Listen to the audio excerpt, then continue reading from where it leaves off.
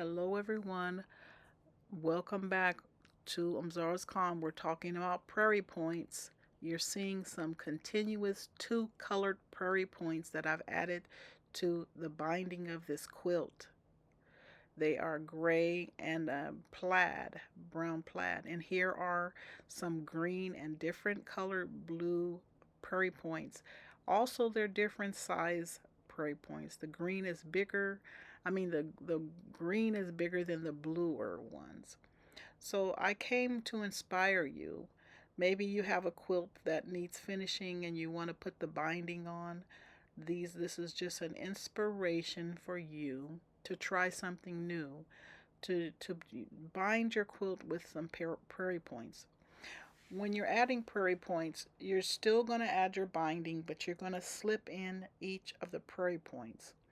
These are single prairie points of different colors, the same size but different colors. You can add different sizes and different colors. You can add a large one and a little one.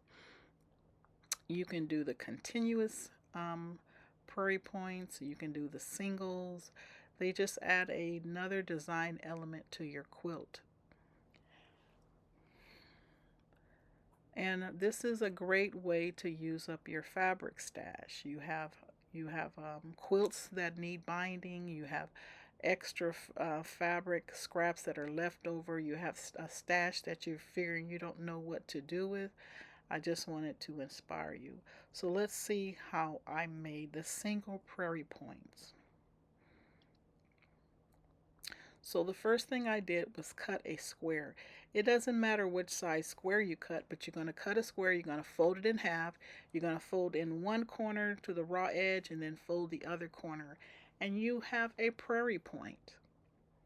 These are some of mine that I made. I used up some of the scraps of fabric. I had just finished a quilt using these colors, and I took those scraps and cut them into 3-inch squares and made these wonderful prairie points that I'm going to add to a quilt.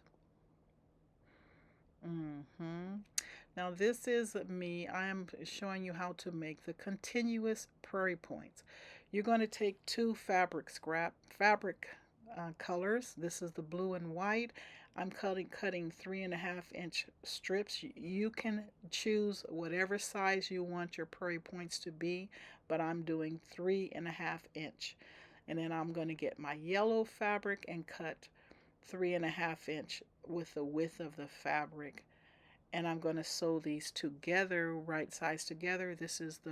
Mine's measured 6 inches wide when I sew them together. This is the back side of the fabric.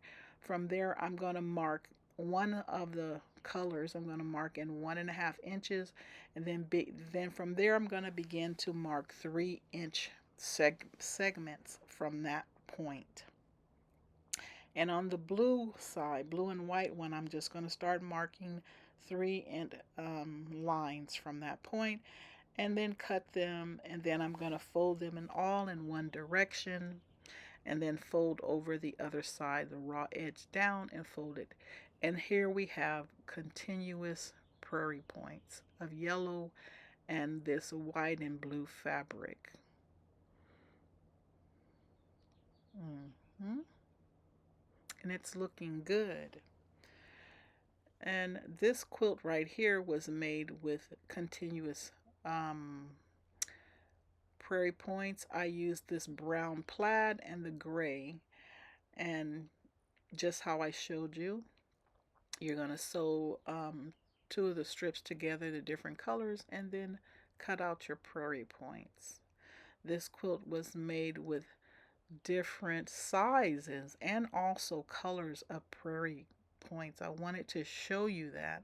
So the different blue colors are smaller than the green ones. And just how you add in your, as you're binding your quilt, you're just going to slip these prairie points in and sew them in. Now this quilt was made with the prairie points, right? That's what we're talking about. But the interesting thing is that I used the scraps of fabric that I had left over from other quilts that I had sewn together. This is the block is called a mini trip around the world, and I use some of my hard to place fabric, some of my ugly fabric, some of my outdated fabric to make this wonderful quilt for my brother. So I just wanted to come in and inspire you. You may have a lot of quilts that are made and you're trying to figure out what to do, but stay tuned for part two as I show you how to add your prairie points. And I'm going to say bye bye for now.